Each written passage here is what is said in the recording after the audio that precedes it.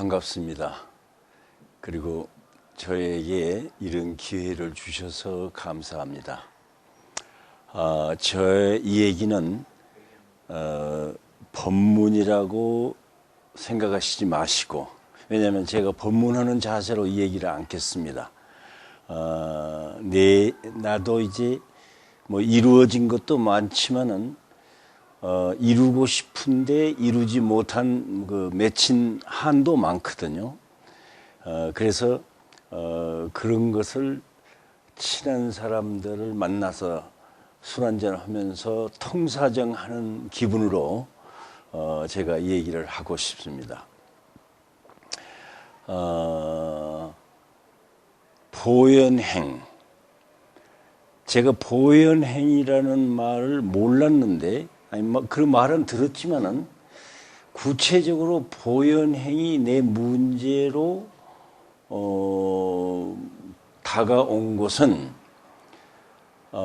바로 이 정각원의 전신인 대학선원이라는 곳에서 제가 간사를 보고 있었습니다. 1960년에 내가 결혼을 했는데, 그래가지고 이제 결혼하면 이제 먹여 살려야 되니까 직장을 가졌어요. 그러다가 박정희한테 쫓겨났어요. 군대 안 갔다 왔다고. 제가 의과대학을 다니다가 이제 그만두고 동국대학교 편입시험을 1956년인가 56년일 거예요. 편입시험을 보러 와가지고서 지금 그 보니까 다 없어져 버렸대. 저기 들어오면은 일주문이 옛날에 있었어요. 그렇죠? 예, 일주문 바로 여기서 무슨 문이 있었어요? 일주문이 아니라 그 옆에가 절벽이에요. 그래서 절벽 앞에 조그마한 식당이 있는데 그게 교수 식당이라고. 그래서 그 교수 식당에 철학과 주임 교수 김영배 교수를 만나러 가는데 차마 교수 식당에 들어가지를 못하고 밖에서 그 김영배 교수가 나오기를 기다리고 있었어요. 기다리면서 절벽에 서가지고서 저 남산을 구경하고 있다가 내가 절벽에 서 있다는 것을 잊어버렸어요. 잊어버리고 앞으로 걸어갔다고. 그런데 절벽이 한 7m나 한 8m, 한 3층 집 정도의 높이였어요. 그래서 3층에서 떨어져 버린 것이죠. 땅바닥에. 그런데 밑에 그 바위예요. 그런데 다행히도 바위에 떨어지지 않고 그 바위 옆에 풀밭에 떨어졌어요, 내가. 그래서 그 바위에 떨어져서 아마 그때 직사했을 거예요. 그 다음에 또 제가 이제 그 오랜 친구 만나서 한국 사람 만나면 말이에요. 제가 누가 그 만나면 꼭 많이 본 사람 같아요. 그래서 우리 전에 어디서 봤지 않냐고. 처음 봤다고 그래요. 근데 내 생각에 나는 다 본 것 같아요. 근데 그게 무엇을 의미하냐면은 한국 사람이면 누구든지 다 참 나하고 친한 사람 같이 느껴져요. 전에부터. 그런데 이제 그 절벽에서 떨어질 때에 재미있는 게 무슨 일이 일어났냐면은 이제 왼발을 디뎠어요. 그러니까 허공을 디딘 것이니까 몸이 확 앞으로 기울어지더라고요. 그 순간에 내가 큰일 났다. 내가 잘못했구나 하고 깨달았어요. 깨닫자마자 오른발로 그 언덕을 칵 힘있게 찼다고요. 차지 않으면은 머리가 밑으로 떨어져서 뇌진탕 박살이 나거든요. 그러니까 오른발로 땅을 아직 떨어지지 않는 그 땅을 딱 차니까 두 발이 공중으로 탁 앞장선다고요. 그러면서 뒤로 떨어지면서 두 손으로 땅을 아주 힘있게 쳤다고요. 그러니까 이제 허리가 다치기는 다쳤지만은 죽을 병은 안 걸렸죠. 직사는 안 했죠. 그게 이제 내가 의과대학 다니다가 옆에 친구가 유도호로 다닌다고 그래서 그럼 나도 유도 좀 해보자고. 그래서 유도 그런데 3개월 동안을 우리 선생이 한 8척, 9척 되는 거인인데 유도 선생이 그 사람이 항상 그 선생님이 나를 공중에다 던져요. 그러면 떨어지면서 그 낙법 떨어지는 법을 연습을 했다고. 이제 그 연습이 그때 나를 살린 거예요. 네. 그런데 이제 제가 이제 대학선언을 여기다가 만들었어요. 제가 만들었다는 말을 내가 감히 하네요. 사실은 내 대학선언을 만드는데 도움이 되었다 이렇게 말해야지 내가 만들었다고 뭐 말이 안 되는데 아무튼 그 당시 총장 김범림 박사한테 내가 대학에 적어도 선방은 있어야 되지 않느냐. 그리고 뭐 기독교 대학 봐라 전부 다 채플린이 있고 예배 보고 거기서는 뭐 채플 그 예배를 보고 그러지 않느냐. 근데 동대에서 이 누구든지 좋아하는 참선을 참선방 하나 없는 게 말이 되느냐. 그래서 이제 그랬더니 좋다. 그래가지고는 선방을 만들었다고요. 그러니까 이제 자연히 내가 이제 간사가 되고 거기서 간신히 이제 월급을 타가지고 이제 그 먹고 살았죠. 그런데 이제 그 아까 절벽에서 떨어져서 지금도 사진을 찍어 보면은 12번째의 허리뼈가 압축골절이라고 그래가지고 여기 동강 부러진 것이 아니라 압축이 돼 있어요. 그래서 병종 불합격을 맞아서 군대를 안 갔어요. 근데 뭐 이후 이하를 막론하고 군대 안 갔던 놈들은 다 나가라 그래가지고 저도 이제 쫓겨났죠. 그래서 이제 쫓겨난 게 참 지금 생각하면 잘 되었어요. 그때 안 쫓겨났더라면 지금도 내가 뭐 어디 뭐 그러고 있을는지 모르죠. 쫓겨나니까 이제 박사과정에 들어왔다고. 그래서 박사과정 할 때에 김범린 총장이 내 박사과정의 지도 교수였어요. 이게 학생은 나 하나예요. 그때. 그래서 이제 대학선을 만들려고 했더니 좋다고 그래서 만들었다고. 그래서 석호 스님, 지금은 서옹 스님으로 알려져 있죠. 장성 백양사에 오래 계시다가 세상 떠나셨죠. 근데 그때는 석호 스님이라고 그랬어요. 근데 석호 스님이 원장이고 인천 영화사에 그 송담 스님이 그때 입승을 보셨어요.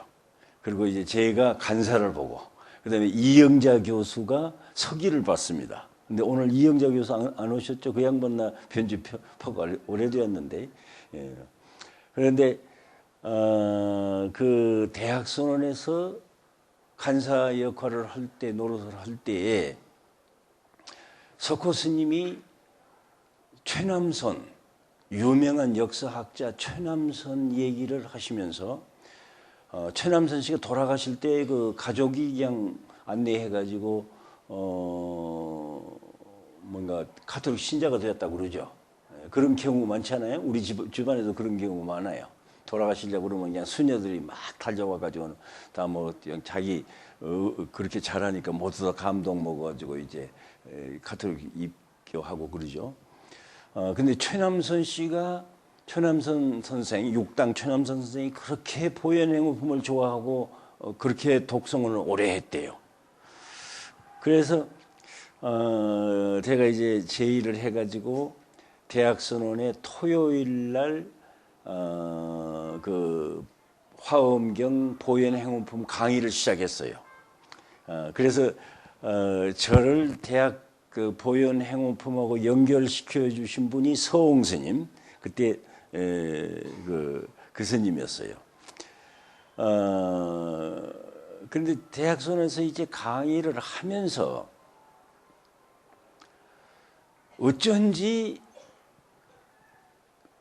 그 강의의 주제인 화엄경 보현행업품하고 나하고의 거리가 좁혀지질 않아요. 예, 그 무슨 말씀이신지 짐작하실란 건 몰라. 예. 그러니까 괴로워요. 청중한테도 미안하고 나 자신도 좀 만족스럽지를 않아요. 이게 자기가 무슨 공부를 많이 한 것을 강의를 하면 신이 나거든요. 이게 무당이 그 신들려 가지고 막 춤추고 신기 나듯이 강의도 그래요. 어느 정도 그 무엇이 그런 게 있다고요. 그런데 강의를 하기는 하는데 그 어쩐지 뭔가 청중한테 미안하고 나 자신도 좀 만족감이 안 되고 그래요. 그러는데 어떤 사람이 물어요. 어떤 학생일 거예요. 아마 나한테 물어요. 그 컨텍스트는 자세히 지금 생각이 안 나요.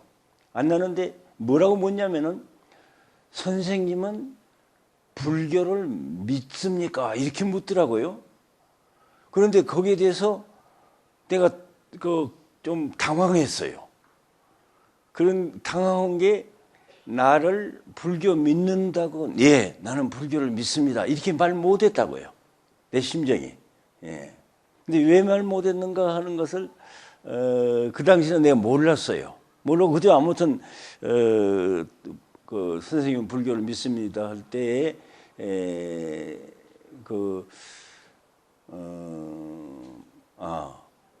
지금 생각이 나네. 내가 요 어제 어디서 발표하면서 그 얘기를 적는데 그 논문집에 적었구나. 근데 거기는 그 말이 빠졌는데 근데 말을 하면서 내가 오늘 내가 통사정 하겠다고 하는 내 마음 자세가 좋은 거예요. 통사정 하겠다고 그러니까 자 속의 것이 우러나오는 것 같네요. 네. 그런데 왜 어떻게 내가 그걸 처리했냐면은 그 학생을 어깨를 탁 쳤어요. 치면서 이 사람아, 불교 믿는다는 말이 무슨 말이야? 그러니까 불교를 믿는다는 말을 사실 정의하라고 하면은 그 정의하기가 쉽지 않거든요. 그러니까 그 학생이 이제 내가 불교를 믿습니까? 그렇게 물을 때 믿는다든지 안 믿는다든지 답변을 않고 학생 묻는 사람 어깨를 툭 치면서 불교를 믿는다는 말이 무슨 말이야? 이렇게 그걸 디파인하라고 정의하라고 내가 말하니까 그 학생이 쩔쩔매요. 어떻게 말하? 그러니까 어깨를 또 탁 치면서 이 사람은 공부 좀 열심히 해. 불교를 믿는다는 게 무엇인지도 모르면서 남보고 불교를 믿느냐고 그런 질문하고 불교를 믿는다는 말이 무슨 말인지를 알아야 네가 질문할 거 아니야. 뭐 이런 식이죠. 근데 그게 속으로는 내가 당황하고 미안하고 괴롭고 그랬다고요. 네. 그런데 그 인기는 좋았어요. 그때도. 그때가 28살인가 29살인가 내가 그랬어요. 28살이라구나. 그런데 사람들이 굉장히 많이 모였어요. 법 누구죠? 법은 이종익 선생님이 화엄경 강의 보현행품 강의 같은 거 많이 했거든요. 그런데 그 양반이 한 번은 오셔가지고 그러더라고. 박 교수가 정말 이제 보현 사상을 피는구나 이렇게 하고 좀 부러워하는 것 같기도 하고 뭐 어쩌고 그런 말씀을 하시더라고. 이게 인기가 좋았다고요. 그런데 실상 나는 아주 괴로웠어요. 왜냐하면은 보현 행원품의 경지가 드러나지를 않아요. 나한테. 그러니까 이 세상에는 그냥 부처님 안 계신 곳이 없다는 거죠. 티끌이라는 게 얼마나 미세한 것이에요. 그리고 옛날은 이 세상은 티끌로 이루어졌다고 하는 그런 주장까지 나오잖아요. 그러니까 뭐 물로 이루어졌다, 불로 이루어졌다, 사대로 이루어졌다 이런 거 뭐 히랍에도 있었고 인도에도 있었고 천지가 처음 시작할 때에 무엇이 있었느냐, 티끌이 있었다. 뭐 이런 거죠. 티끌이 아닌 것이 없죠.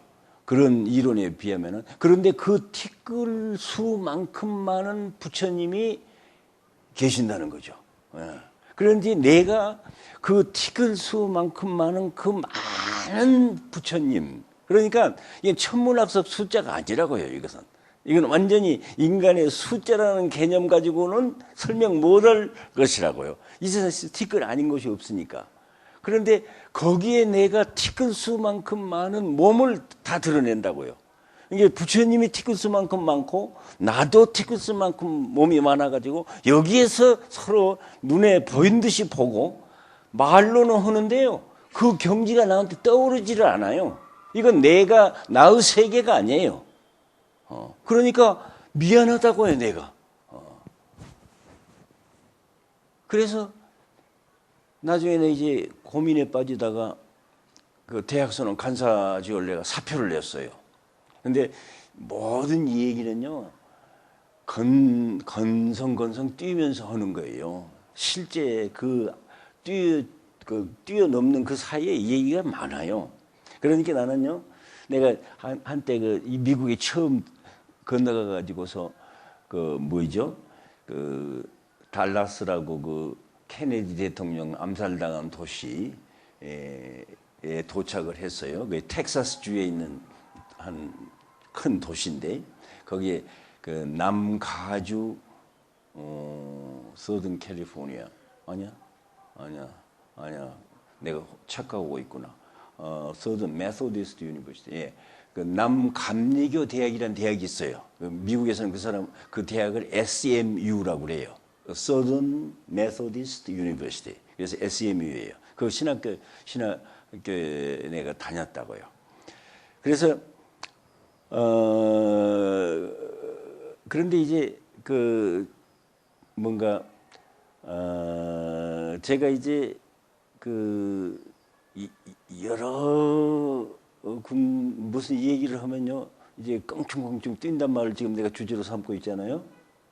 그래서 내가 성경 공부를 하는데 구약도 열심히 들었고 신약 성경도 열심히 들었고 신학교를 3년을 다녔으니까 다니면서 그다음에 이제 그때는 내가 그런 생각 없이 그냥 공부했는데 그 뒤에 생각하는데 그것도 그 성경이 하나님이 말씀하셨다 그리고 인간이 기록했다고 그러지만은 사실은 말로 하고 글로 쓸 때는 껑충껑충 뛰어요. 예. 그래서 빠진 게 많아요. 나는 똑같은 것이 불교에도 일어난다고 봐요. 팔만대장경에 부처님의 일생이 다 들어있는 게 아니에요. 껑충껑충 뛰어서 봉우리에서 봉우리를 뛰어가면서 작은 봉우리 다 지나쳐버리고 골짜기 지나쳐버리고 그러고서 기록한 거예요. 네. 그러니까 아무튼 제 얘기도 그래요. 그 대학 선언을 이제 내가 간사를 그만둔 뒤 이면에는 이 얘기들이 많아요. 근데 그 얘기를 다 하기로 하면은 밤새면서 이 얘기를 해도 대학 선언 얘기도 다 못해요. 근데 지금 저는 이제 통사정 하는 식으로 얘기하겠다고 그러면서도 제 마음속에는 뭔가 지금 전달하고 싶은 게 있거든요. 예, 그놈을 전달해야 내가 또 오늘 이 시간이 의미 있는 나에게 시간이 되니까. 그래 이제 그걸 그만둬서 대학선 간사를 그만두고 영동 중화사에 그때 송단 스님이 계셨어요. 그래서 영동 중화사에 들어가서 제가 이제 마음속에 괴로움이 있으니까 그 괴로움을 푸는 방법으로서 육당 최남선 선생이 했듯이 보현행원품을 독성을 했어요.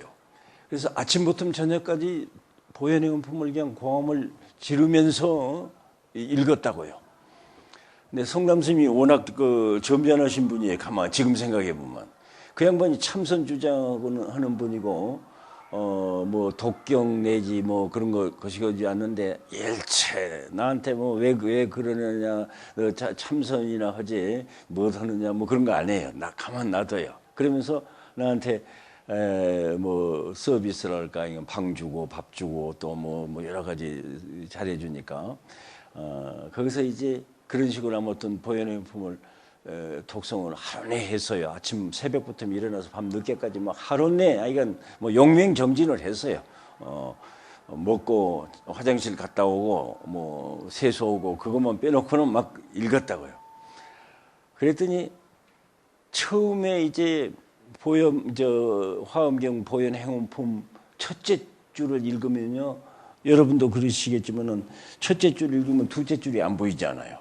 우리 읽는 것이. 그리고 우리가 둘째 줄을 읽으면 첫째 줄은 안 보이잖아요.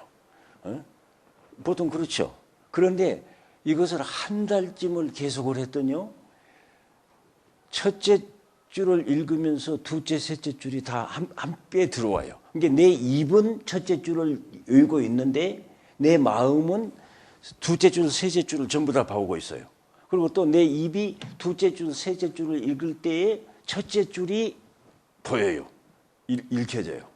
이제 그런 과정을 겪으면서 나중에 어떻게 나오냐면 내 눈이 어느 줄을 보고 있건 이게 보현흥분품이 한 빨리 보통 속도로 읽어도 한 25분 걸리거든요. 예. 그런데 어느 줄을 읽고 있어도 내 마음이 보현행원품 전체 줄을 전부 다 봐요. 일시에. 예. 그러한 체험을 하게 되더라고요. 예. 그러니까 저 일생 중에 가장 처음 있는 일종의 신비체험이라고 이름 붙이면은 조금 너무 다 지나치고 아무튼 인간에게 그런 능력이 있다는 것을 알았어요. 예. 그러니까 지금 이제 나이가 들어서요. 제가 곧 80이 됩니다. 그렇기 때문에 옛날에는 아무것도 안 보고 가는 것처럼 막 달려가도요. 아무데도 부닥치지 않고는 막 그 박쥐가 캄캄한데도 불구하고 천장에도 안 붙이고 벽도 안 붙이고 막 돌아가잖아요. 그러듯이 바쁠 때는 막 뛰고 돌아다니도 하나도 안 부닥쳐요. 근데 지금은요 어디를 가면은 괜히 책상이 나를 쳐요. 그래서 이놈의 책상이 나를 왜 치나 보여요.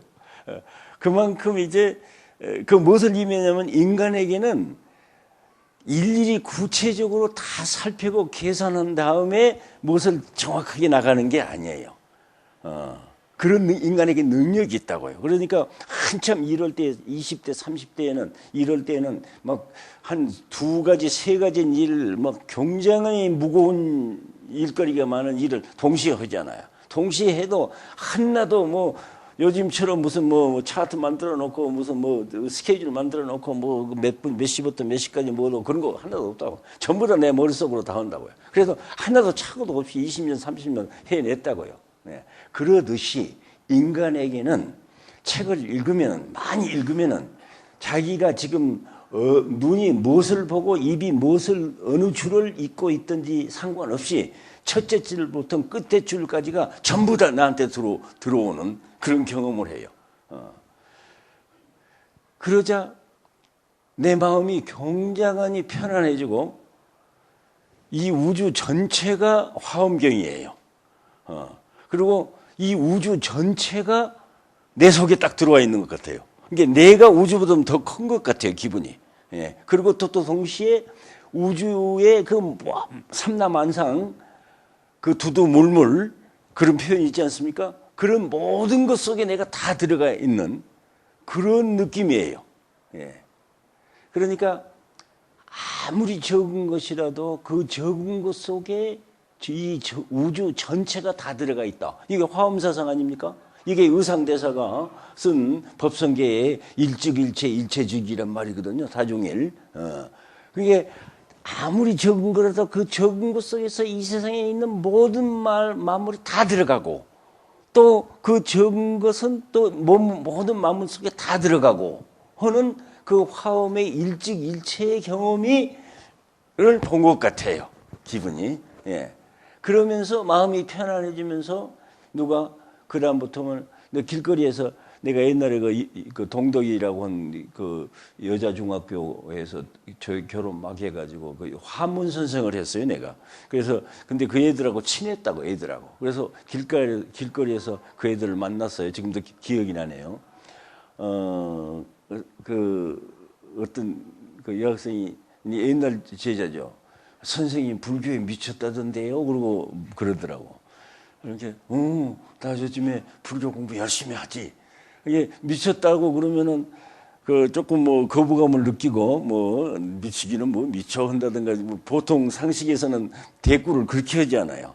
그런데 그게 하나도 거부감이 없어요. 나를 미쳤다고 그래도 그래. 난 불교 공부 열심히 해. 뭐 이렇게. 그러니까 뭐 당신 불교를 믿습니까? 그러면 자연스럽게 나 불교 믿어. 뭐 이렇게 되더라고요. 근데 그거에 어째서 그런 차이가 생겨나는 거를 나중에 내가 스스로 좀 생각을 해봤어요.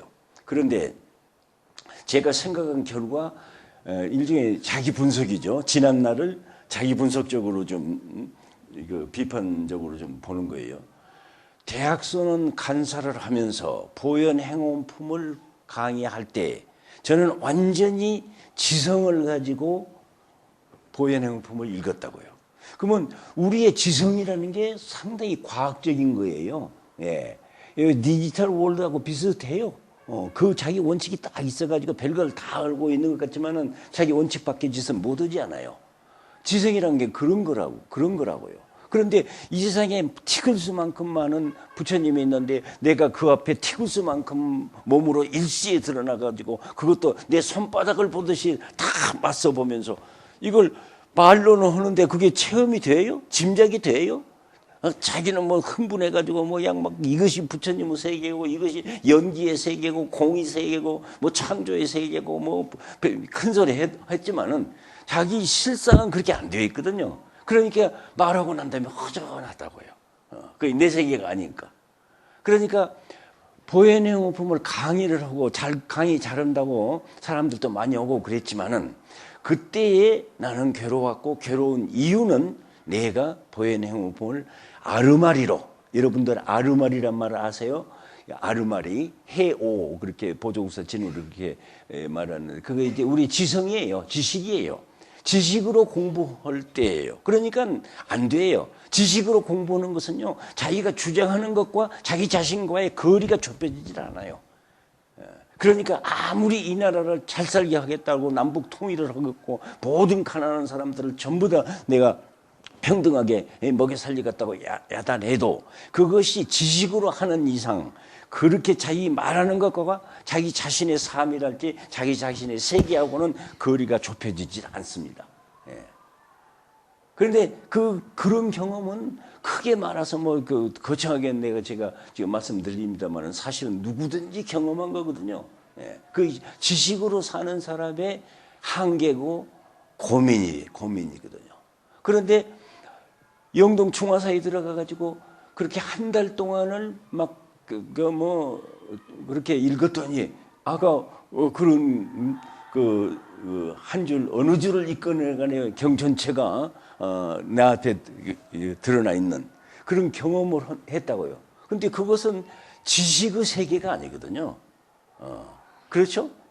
어떻게 그 지식의 세계하고 달라요. 내가 지식에 의지해서 말하고 지식에 의지해서 생각하고 무슨 머릿속에 그려보고 하는 것이 아니에요. 내 자신이 의식 구조가 변한 거예요. 그러니까 인간의 의식 속에는 모든 것을 다 포용하는 능력이 있는 거예요. 근데 모든 것을 포용하는 능력을 우리는 안 써요. 왜 그러냐 하면은 우리의 삶은 지식에 의존하는 삶이거든요. 일반적으로 말해서. 그러니까 지식에 의존하는 한은 그러한 모든 것을 포용하는 그 세계를 담지를 못해요. 그래서 보현행원품에서는 그걸 뭐라고 말했냐면은 사의, 생각사자, 의논할 의자. 여기 칠판이 없군요. 사의. 그걸 사의로 생각한다고 그래요. 그런데 그 반대말이 부사의예요. 아니 불자를 붙여요. 그럼 부사의. 이게 부사의 그러면 우리가 생각할 수 없는 거예요. 상상할 수 없는 거예요. 그러니까 부처님의 공덕은 이제 부처님의 공덕이란 말은 여러분들이 공덕이란 말이 그렇게 옛날 사람처럼 그 불교 신앙을 독실히 해가지고 불교적 체험을 한 사람처럼 드러나지를 않을 거예요. 그러니까 요즘 말로 하자면은 부처님이 하시는 일은 그렇게 해도 좋아요. 부처님이 하시는 일이란 게 결국은 사랑의 실천이거든요. 자기의 도움을 필요로 하는 모든 사람을 골고루 다 도와주는 일이 부처님이 하시는 일이니까. 근데 그걸 보현행품에서는 공덕이라고 그랬어요. 그래서 부처님의 공덕이라고 그렇게 말을 해요. 근데 그 부처님의 공덕은 사의가 아니라는 거예요. 사의가 아니라 부사의다. 그러니까 이 대학선에서는 제가 사의로 보현행위품을 강의했는데 영동 중화사에 가서 한 달 동안을 그 보현행위품 독경을 했더니 부사의의 경험을 한 거라고요. 이제 부사의의 경험을 하니까 아까 어디에 가서나 마음이 편하고 어떤 질문을 해가나 너다가 길거리에서 글쎄 옛날에 나한테 배운 학생이 아이고 반갑다 그러더니 참말이 선생님 불교에 미쳤다 그러던데요 뭐 그러더라고. 그러니까 그래 다 저 불교 공부 요즘 열심히 하지. 예. 너 말을 어때 옛날에 은사한테 말을 그따구로 하는 법이 어디 있느냐 뭐 그런다든가 또 뭐 딴 생각한 것이 아니라 그러니까 이 대화에 있어서 그 잡담이 필요 없다 그럴까요? 괜히 옆길로 우리들 보면 말이야 친하지 못한 사람과 친한 사람과 차이가 뭐예요? 친하지 못한 사람한테는 괜히 말꼬타리 잡지 않아요. 며느리가 그 시어머니하고 얘기하면서 왜 괜히 말꼬타리 잡지 않아요. 직장에서 뭐 상사하고 그 비서하고 괜히 사이가 나쁠 때 말꼬타리 잡지 않아요. 예. 이 세상에 이런 사람 사는 꼴이 그것이라고요. 그런데 부사의의 경지를 짐작하게 되면은 자기 속에 있는 포용력이 커져요. 그러니까 그것을 불교 철학적으로 말하자면은 인간의 의식이 3단계가 있는데 보통 우리가 일상생활을 할 때 쓰는 의식, 그걸 육식이라고 그러죠. 그리고 잠잘 때 쓰는 의식, 그걸 잠재의식이라고도 하고 불교에서는 뭐 칠식이라고 한다고 하기도 하고 또 그다음에 죽어도 혹은 기절했을 때는 잠잘 때하고 다르거든요. 근데 기절했을 때도 의식은 있다고요. 그때 일하는 의식을 팔식이라고 그러기도 하고, 칼 융이라는 심리학자, 그 프로이드의 그 제자인가요? 그렇죠. 그 사람의 표현이자면, 뭔가 집단 무의식 그렇게 말하죠. 의식은 보통 개인인데, 이건 개인이 아니라 집단이다. 그리고 의식은 보통 뚜렷한 것인데, 그 뚜렷하다고 하는 그 말 가지고는 이 사람 속에 있는 그 스피리추얼한 거, 그 멘탈한 거, 뭐 consciousness, 뭐 이런 거 안 드러난다는 거예요. 그래서 융이라는 그 심리학자는 collective unconsciousness 이렇게 말했거든요. 이게 완전히 패러독시컬한 뭐랄까 텀이라고요. 예. 그런데 그 집단 무의식, 융으로 말하자면 그게 있다는 거예요, 사람에게는. 근데 그놈을 안 쓰거든요. 그놈 쓸 때가 있어요. 세상에서 그놈 그거 필요로 하지 않는다고요. 그러니까 안 써버리죠. 우리가 지금 이제 그 수학을 배울 때 옛날에 우리는 2는 4, 2, 3은 6 이렇게 해서 전부 다 구구단 다 외웠잖아요. 요즘에 젊은 애들, 학생들 다 컴퓨터 기기가 나오기 때문에 그거 외우지 않는데요. 그 필요하면 그것만 눌러보면 된다고요. 그러면 이제 우리의 능력 속에는 구구단을 외워가지고 쓰는 수학적 능력이 있는데 수학적 능력이 그러니까 오히려 저하된다는 거죠. 이게 수학 방향이 우리가 옛날에 필요했던 수학은 전부 다 기계가 해줘 버리니까 그거 필요 없고 이제 수학 방향이 바꿔졌다. 누가 수학 전공원 친구가 그런 소리를 하던데. 근데 우리의 능력이 있어요. 있는데 그 능력이 있어도 보통 있는 게 아니라는 거예요. 왜냐하면 내 속에 이 우주에 있는 가지가지 김정일이 사상도 들어있고 무슨 마오쩌둥도 들어있고 무슨 아인슈타인도 들어있고 무슨 오바마도 들어있고 별것 다 들어있다고요. 그런데 우리는 그거 쓸 필요가 없거든요. 그거 들어와서 못 할 거예요. 그러나 안 쓴다고 해서 없는 것은 아니거든요. 없는 것은 아니에요. 그리고 어떤 상황에서 속에 있는 것이 필요할 때가 있다고. 아까 내가 여기 앞에서 절벽에서 떨어졌다고 그러잖아요. 절벽에서 떨어질 때 거의 몇 초가 안 걸린대요. 예. 내 무게하고 할 때 몇 초가 안 걸린대요. 근데 그때에 내가 한 발이 탁 넘어지니까 몸이 균형을 잃었는데 균형을 잃자마자 큰일 났다 하고서는 왼발을 오른발을 가지고 그 땅바닥 꽉 찼다고요. 그게 생각하는 거 아니에요. 그런데 그러고는 무엇이냐면은 제일 먼저 떠오르는 것이 우리 어머니가 떠오르더라고. 내가 여기서 죽으면 어머니가 큰일 난다. 그리고 어머니 우는 모습이 싹 들어와요, 그때. 그러니까 그 몇 초 동안에 말이죠. 내 일생이 다 들어오고 내 주변에 어머니 아버지가 들어오고 또 뭐 다 들어오더라고요. 그러니까 내 능력 속에는 벌써 그런 게 있는 거예요. 예, 있는데 그 능력이 필요 없거든 일상생활에서는. 그렇게 안 쓰는 거예요. 예. 그러니까 그게 이제 그 화엄경이 부사의 unthinkable, 예? 뭐 생각할 수 없는, 예? 이게 그 thinkable 생각할 수 있는 그런 세계하고 우리 생각으로는 도저히 미치지 못하는 세계하고 이 두 개의 세계가 우리 속에 있는데 다 있는데 지금은 생각할 수 있는 그 능력만 쓰고 있고 생각할 수 없는 그 능력은 쓸 필요가 없으니까 안 쓴다고요. 예. 안 쓰는데 생각해 보면요. 그 생각할 수 없는 부사이, 그러니까 이제 제가 쉽게 말하려고 자꾸 말을 이렇게 고치는데 화엄경에 있는 말 그대로 여러분들 다 아실 테니까 사이, 부사이 이렇게 좀 통일적으로 내 말을 통일할게요. 부사이, 생각할 수 없는 그 부사이의 세계가 그게 우리의 진짜 세계예요, 정말은. 우리 고향이에요. 그런데 이 사회 때문에 그래요. 사회 때문에 그런 거 필요 없으니까. 우리가 뭐 취직 시험 보는데 그거 누가 그거 있는가 없는가 물어보는 회사가 어디가 있냐고요. 뭐 여러분들이 무슨 그 강의 듣고 그 학점 따려고 시험 보고 논문 쓰고 할 때 그 능력이 있는가 없는가 물어보는 시험관이 어디가 있냐고. 필요가 없잖아요. 그러니까 안 쓴다고요. 그리고는 맨날 따지는 것, 뭐 사이할 수 있는 것, 생각할 수 있는 것 이런 것만 쓴다고. 소위 과학적이라는 게 다 그런 거니까. 과학적이라는 것은 결국 우리에게 있어서는 뭐 말로 표현할 수 있고 글로 쓸 수 있고 그래야 과학적이고 말로도 할 수 없고 글로도 쓸 수 없고 그러면은 우리가 그건 아직도 과학 세계에 안 들어온 거라고요. 그런데 지금 여기서 이제 우리가 사유 세계하고 부사유 세계의 대결이 일어난다고요. 대결이 일어나는데 깨달아야 된다고요. 부사유 세계가 그것이 인간의 제대로의 모습이라는 거죠. 원래의 모습이라는 거예요.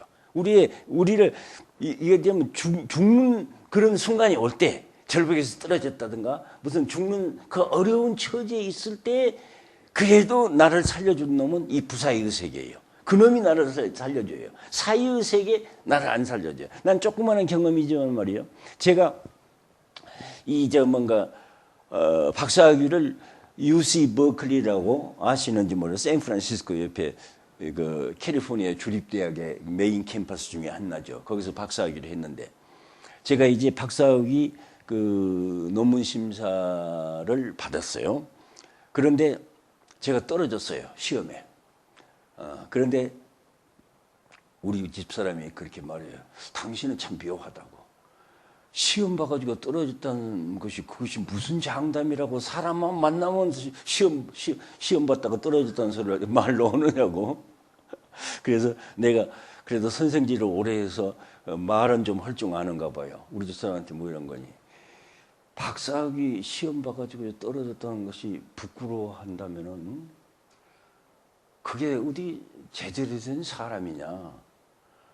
박사학위 떨어진 것 이걸 내가 떨어졌다고 박사학위 시험에 떨어졌다고 할 때는 내한테 그 이상의 큰 힘이 있기 때문에 떨어졌단 말을 하거든요. 근데 그걸 숨기고 그러면 나한테 힘이 없으니까 그걸 숨기는 거라고요. 네. 말 됩니까? 네. 그런데 아무튼 내가 떨어졌는데 그게 왜 떨어졌니까 왜 떨어지냐면요. 시험관들이 이제 나한테 질문을 해요. 제 시험이 복잡해요. 뭐 언어를 4가지 언어를 봐라고 그래요. 이제 현대어에서 둘, 고전어, 그 불교학 전공 박사학위니 고전어 둘. 그래서 현대어로서는 그리고 자기 모국어는 안 먹어줘요. 외국어라고 치질 않아요. 그러니까 한국말은 소용이 없고 영어는 영어권이니까 그거는 모국어 비슷하게 해가지고 영어도 외국어로 쳐주지도 않고 그러니까 이제 일본말하고 불란서말을 내가 현대어로 택했고 그 산스크리트 버머 인도말하고 그 불교 경전의 고전어니까 하고 한문 클래시컬 차이니스 한문 이제 현대 중국말이 아니라 4개를 봤어요. 근데 그 패스를 하면 이제 그 다음에는 이제 역사, 교리 무슨 뭐 이런 것들 시험을 본다. 근데 이 시험관들이 나를 불합격시켰다고요. 근데 불합격시킨 이유가 뭐냐면은 내가 그 열애장에 대해서 나한테 묻더라고. 그 인도철학전공하는 스트웨인이라고 그 유명한 그 학자가 있어요. 근데 그 친구가 이제 묻더라고. 그래서 그걸 설명을 했더니 틀렸다고 그러더라고.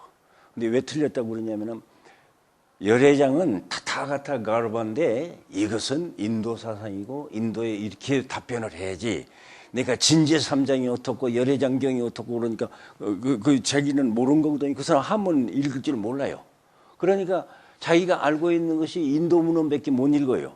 그리고 중국 문헌은 못 읽는다고. 근데 열애장 사상은 중국으로 와가지고 꽃피었거든요. 예. 지금 조계종 선종이 열애장 사상이 없으면 조계종 선종이 성립 안 된다고요.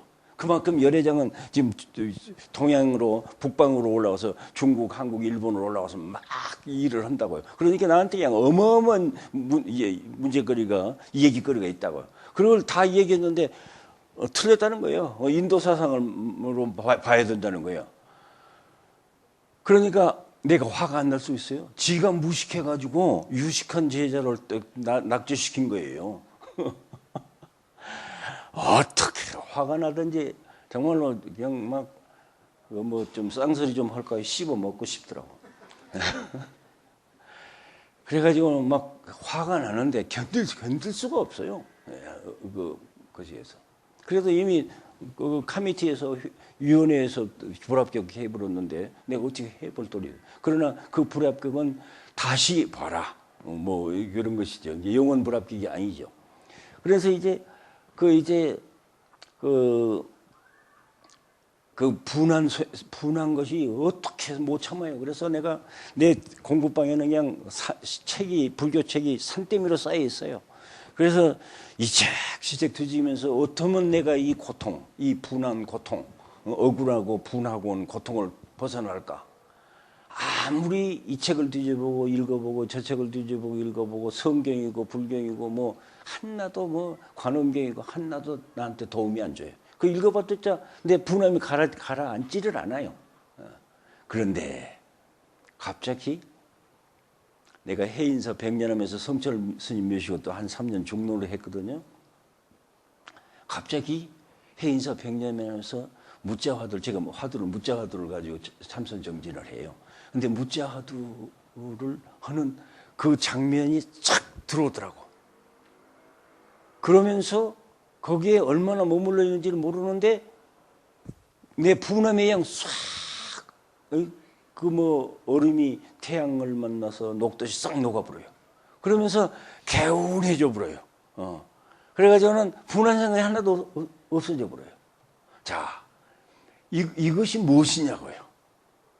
이러한 경지가 부사이의 경지라고요. 아까 영동 중화사에서 보현 행어품을 많이 읽고 나니까 나중에 이제 일찍일체에 한 줄을 읽어도 그 한 줄만 보이지 않고 전체가 다 보이듯이 그런 경험. 그 다음에 이제 다시 미국 가서 PhD 하면서 하는 그런 경험. 이제 이런 경험들이 이제 그 부사의 세계가 무엇이라는 것. 그런 것을 이제 제가 이제 체험을 했어요. 그런데 요즘에 저는요 평생을 대학에서 말하자면 먹고 산 셈이죠. 네. 그리고 평생을 그런 사람들하고 함께 산 셈이죠. 네. 함께 산 셈인데 무엇을 느끼냐면요, 아직도 불교를 공부한다 하면서 사이로 지성으로만 공부를 해요. 그리고 내가 영동 중화사에서 맛보았던 그런 일찍일체의 경험, 화엄경 보현 행어품을 독경함으로써 그 경험. 그다음에 이제 백년함에서 정진했을 때의 그 경험. 그 경험이 이게 그 뭔가 분노가 없어진 게 아니에요. 분한 꼴을 당하면 분해야 사람이지 분한 꼴을 당하는데 분함이 없다. 그러니까 우리가 탐진치 삼독심 공부를 많이 하고 선지식이 되고 부처님은 그렇지 않을 거라고 하는데 모두 다 짐작이에요. 사실 분할 때 분하고 기쁠 때 기쁘고 욕심날 때 욕심나고 그건 난 내 스승 성철 스님도 그랬고 부처님도 그랬다고 생각해요. 그러나 다른 것은 무엇 때문에 분해하고 무엇 때문에 무엇을 욕심을 내고 그 계기랄까 현장이 좀 다른 것 같아요. 그리고 공부한 사람과 아는 사람, 불법을 믿는 사람과 안 믿는 사람의 차이는 결국 거기에서 분함에 묶여버려 가지고 그냥 병신이 돼버려. 묶이면 그건 병신이거든요. 무엇에 집착이라는 건 사람 병신 만드는 것이 집착이니까. 집착은 별거 나쁜 것만 집착한 거 아니니까 좋은 것도 집착의 현상을 가지고 오고 그러면 사람은 병신 되는 거니까. 예. 그런데 그런 것들이 보현 행원품의 사이와 부사이의 그 세계 속에서 이제 분명히 드러나더라고요. 그런데 사실은 어제 여러분들 여기서 거기 오신 분도 계실지 모르지만 어제 여 앞에 이제 김성근 교수가 지금 회장으로 있는 저 뭔가 한국 불교학회의 연차 회의가 있어가지고 거기에 저보고 이제 키노트 스피치를 해라고 그래서 그 보현 행원품 그 얘기를 했다고요. 했는데 그 어제 뭡니까 그 연차대회의 주제가 순례예요. 그 지금 현재 도선사 선목 그 해누구 해자 예, 선목 해자 스님이 주재하는 108 산사 순례 그 순례 예, 그 기독교의 그 무슨 철로 역정 같은 책 거의 다 순례 아니에요? 그래서 순례를 이 김성 교수가 나보고 이제 그 순례가 주제니까 거기에 대해서 주제 발표를 좀 해달라고 그래서 그 쭉 생각하고 철로 역정도 다시 살펴보고 보현의 원품도 다시 읽어보고 그러면서 이제 글을 쓰느라고 뭐 또 이게 지난 그 겨울이 그 추워가지고서는 뭐 감기를 2번이나 앓고 그러면서 애를 먹고 썼다고요. 그런데 자. 순례라는 게 지금 이번에 나 김성근 교수한테 굉장히 고맙게 느끼는데 순례라는 게 사람은 누구든지 순례를 하는 것 같아요. 꼭 이 뭐 현장 법사가 경을 구하러 인도에 갔다. 그 순례거든요. 예. 그런데 순례의 그 의미를 가만히 보면요. 저는 그 순례에 대해서 글을 쓰고 나서는 그 결론이 뭐냐면은 인생은 순례다. 이런 그 결론이 내려져요.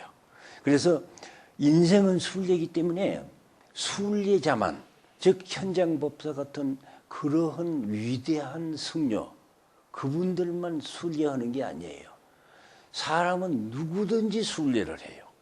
불교인도 기독교인도 회교인도 유태인도 공산주의자도 누구든지 있어요. 농촌에 살면서 한 번도 도시는 가본 적도 없고 기차도 타본 적도 없고 비행기도 타본 적도 없고 그런 사람도 순례를 해요. 그게 순례는 무엇이냐면요. 그 성격이 순례는 쉽게 말해서 자기가 살던 곳을 에서 일어서 가지고 떠나는 게 길 떠나는 여행이에요. 일종의 그게 순례예요. 그러니까 자기가 길들여져 있는 좋은 것, 옳은 것 그런 것을 박차고 나가는 것이 순례예요. 예. 자기가 아무리 좋은 진리를 알고 있고 좋은 진리를 믿고 있고 좋은 진리 체험을 했다 하더라도 거기에 머물지 않고 떠나는 거예요. 예. 그것이 순례라고요. 그런데 그런 것을 불교인만 하느냐? 고승들만 하느냐? 종교인들만 하느냐? 아니에요. 누구든지 순례를 해요. 근데 제 순례의 경험은 어떻게 내가 어제 뭐 시간이 좁아가지고 내가 짧아가지고 다 얘기를 못했는데 저 경우는 이렇게 정리가 돼요. 제가 의과대학을 다녔어요. 그때가 6.25 동란 때예요. 의과대학 안 다니면 즉시 군대에 끌려가요. 예. 의과대학은 이 나라에 의사가 필요하잖아요. 군대에 의사가 필요하잖아요. 그러니까 군대에 안 간다고요. 그래서 의과대학 사람들 많이 갔죠. 그리고 의과대학 들어가기가 좀 어려웠죠. 그런데 그런 의과대학을 제가 그만두고 동국대학교 불교대학으로 불교 공부하러 간다고 그러니까 사람들이 덜 좋아해요. 가장 덜 좋아하는 사람이 우리 아버지였어요. 예. 그리고 우리 형님들이 내가 7남매 중에서 막내인데 우리 형님들이 누님들이 전부 다 싫어했다고요. 그래도 나는 했다고요. 그래서 내 일생 중에 가장 잘한 것 중에 하나가 의과대학 집어 던져보는 게 제일 잘한 것 같아요. 그리고 내가 불교 공부를 한 것이 제일 잘한 것 같아요. 근데 그것이 순례라고요. 그래서 나는 어제 그랬나? 언제 그랬나? 쓸 때도 그랬나? 참선은 무엇이냐면은 서구에서는 그렇게 가르쳐요. 참선이라는 것은 앉는 거다. 참선한다고 zen 그러죠. 서구 사람들은 Z-E-N zen이거든요. 그런데 zen 그러면 sitting이거든요. sitting. 그래서 sit down. sit down이 아주 그 일종의 트레이드 마크라고요. 슬로건이고 트레이드 마크고 자기 얘기라. 그런데 순례는 달라요. 순례는 앉아 있는 사람 보고 스탠드업 일어서라. 박차고 일어서라. 그러니까 내가 의과대학이라고 하는 그 성을 박차고 집어 던지고 내가 일어서 가지고 동국대학 불교대학에 왔다고요. 예. 그 순례의 정신이 그거예요. 예. 이게 일생을 가만히 지금 생각해 보면요, 내가 일생이 순례예요. 그래서 순례란 것은 무슨 말이냐, 항상 무엇인가를 박차고 나가요. 내가 옳다고 믿는 것도 박차고 나가고, 누가 어떤 사람은 좋고 어떤 사람은 믿고 그러는데 그 미운 사람 집을 찾아가요. 내가 찾아가서 그런다고. 그것도 순례라고 해요. 박차고 아무튼 스탠드업 하는 것, 그건 그 순례예요. 예. 그래서 제일 큰 내가 경험이 의과대학 그만두고 동국대학교 불교 공부한 것, 그거 순례예요. 그 다음에 이제 동국대학교 교수가 되어가지고 가르치는데, 깨침이라는 게 그렇게 중요한 줄을 몰랐어요. 스님은 깨쳐라 그러는데, 내가 이제 학생들한테 스님한테 배운 거, 불교 책에서 배운 것을 그대로 그냥 막 강의를 하는데, 깨쳐야 된다. 가지가지 이론과 뭐 경험을 다 동원해가지고 얘기를 하는데, 깨침을 강조하는 나 자신은 깨침의 경험이 한 번도 없거든요. 또 그것이 나를 괴롭혀요. 그래서 동국대학에 사표를 냈어요. 그래가지고 성천 스님 밑에 가서 중로를 그래서 하기로 했다고요. 그것도 순리예요. 박차고 일어나는 거예요. 동대 교수직 박차버리고 중되는 거예요. 그 다음에 이제 미국으로 갔다고요. 미국으로 갔는데 가만히 생각해 보니까 결국 내가 미국에 온 목적은 동양과 서양과의 다리를 놓기 위해서 오는 건데, 내가 불교인이고 불교학자인데 결국 다리를 놓으려면은 서양에서 종교로서 가장 지금 막강의 힘을 펼치고 있는 기독교를 알아야 되겠더라고요. 예. 그래서 불교에서 그 동국대학 불교학과 불교대학에서 내가 여기서 부교수하다가 갔는데 뭐 인도 철학과 과장도 내가 했어요. 김성윤 교수 모를 거예요. 네. 근데 그거 박차고 SMU라고 하는 기독교 감리교 신학대학에 들어가 가지고서 이제 학생 노릇을 했다고요. 거기서. 그러니까 그것도 일종의 순례예요. sit down 하지 않고 그저 앉아서 편안히 앉아서 있는 자리, 나한테 주어진 자리, 그저 앉지 않고 그걸 박차고 내가 간 거예요. 순례라고요. 그러니까 순례의 가장 좋은 말은 It's not sit down. It is stand up. 그것은 앉으라가 아니에요. 그런데 우리는 실상 할 때 누가 까닭없이 분노에 사로잡혀가지고 막 고함을 치고 치려고 할 때, 야, 앉아서 얘기해. 우리 필요하다고요. sit-down이 필요해요. 그런데 저는 20세기가 sit-down의 부디스트 칼처라면, 불교 문화라면 21세기의 부디스트 칼처는, 불교 문화는 이건 스탠드업이에요. 일어서야 돼요. 그래서 보현 정신은 자기가 어디가 있든지 간에 있는 자리에서 안주를 하지 않아요. 박차고 차고 일어서는 거예요. 그래서 이제 그 새로운 세계를 향해서 나아가는 거예요. 그것이 순례예요. 그러니까 말로 설명하면 불교에서 순례란 말이 있고 경전도 보현 행운품이라는 게 그 선제동자라고 하는 구도자의 순례기거든요. 예, 도를 구하는 그게 뭐 산사순례, 성지순례 그런 지리적인 어떤 명소 성스러운 곳만 찾아가는 것이 순례가 아니에요. 그러니까 자기 마음 속에서 이건 아니라고 생각할 때 그걸 박차고 일어서는 것이 거의 순례의 정신이에요. 예. 그런데 그렇기 때문에 순례는 누구든지 하고 있다. 인생은 순례다. 이제 제가 이제 그렇게 디파인 뭐랄까 정의를 내린 것이죠. 그래서 여기에서 이제 제가 결론을 내가 내려야 되겠는데 지금 몇 분 남았어요, 선생님? 다 되었어요? 예, 결론을 내려야 되겠는데, 자, 보현행원품 읽어서 25분 걸리는데 그 많은 말 가운데 무엇이 가장 중요하냐? 저는 제9 항순중생원이라는 원이 있습니다. 보현행원품 안에 챕터 9 제9장에 항순중생원. 항상 중생을 따라다니겠다. 중생 편을 들겠다. 그런 말이에요. 근데 거기에 목마른 나무의 비유가 나옵니다. 사막에 있는 나무가, 큰 나무가 목이 말라 있어요. 그럴 때에 그 나무에 물을 주면은 그 나무가 다시 되살아나요. 그래서 잎이 피고 꽃이 피고 그 다음에 열매가 맺는다고요. 그래서 이제 그 이제 비유인데, 비유란 것은 항상 그 비유를 사용하는 사람의 목적이 있어요. 메시지가 있어요. 진리가 있다고요. 그러니까 그 진리를 잡아내야 돼요. 비유 그것만 알고 그 비유를 듣는 사람의 목적을, 메시지를 읽을지 모르면 안 된다고요. 그래서 저는 이제 그 메시지를 딱 잡아내기 위해서 이 세상에 어떤 바보 농부도 나무가 물이 부족해서 시들할 때 자기가 좋아하는 것이 꽃이라고 해서 꽃에다 물 주는 바보 농부가 있어요? 그런 가드너가 있어요? 없죠? 어디다 물을 줘요? 나무의 뿌리에다 주거든요.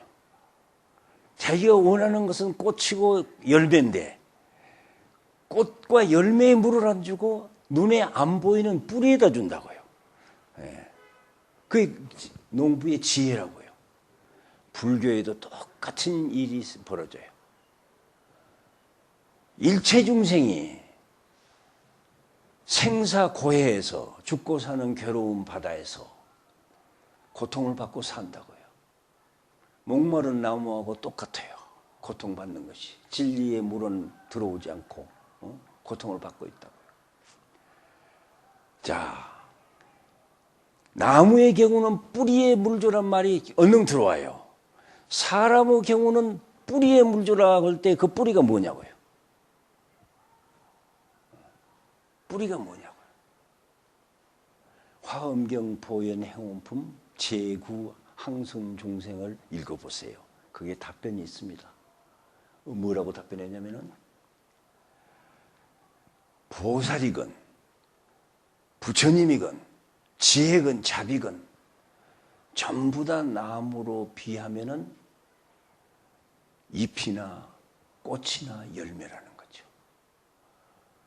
어떤 바보 농부도 잎이나 꽃에 열매에 물 주지 않는다. 눈에 안 보이는 뿌리에 물 준다.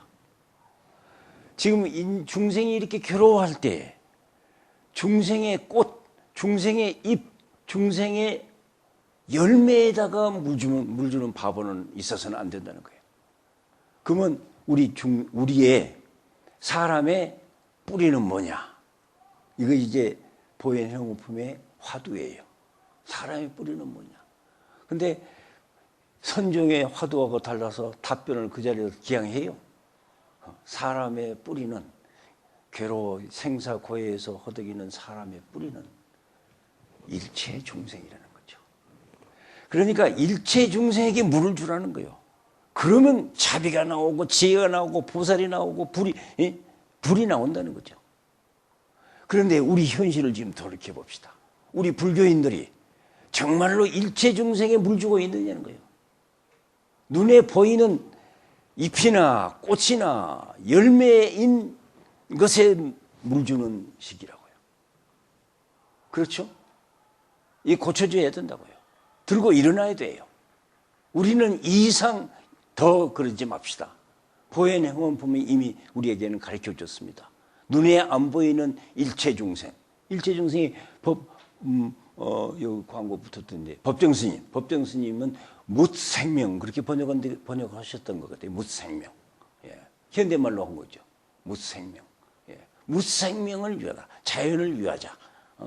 살아있는, 부처님의 눈으로 볼 때, 불교의 눈으로 볼 때, 이 세상 모든 것은 다 살아있는 거죠. 다 중생이라고요. 그래서 생자가 붙어 있는 거죠. 그런데 그것을 위하자는 거죠. 그것을 위하는 것이 보살을 위하고 부처님을 위하는 거죠. 그러니까 부처님을 기쁘게 하려면은 부처님한테 물 갖다 주지 말아요. 중생한테 물 주라는 거예요. 그러면 그게 부처님을 위하는 것이고 부처님이 기뻐하시고 부처님이 잘 된다는 거예요. 부처님이 탄생한다는 거예요. 우리 그 길 걸읍시다. 감사합니다.